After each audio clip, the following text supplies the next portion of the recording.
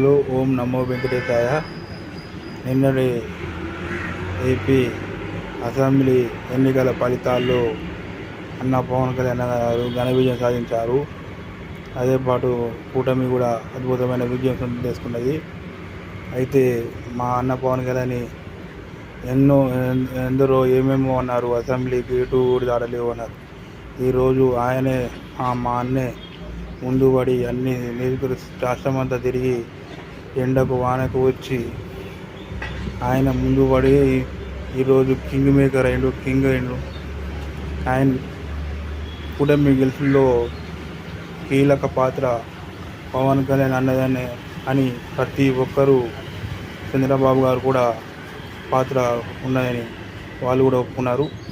అంటే మనం చేసే ప్రయత్నం మనం చేస్తూ ఉండాలి. ప్రయత్నం విరమిస్తే కరెక్ట్ కాదు.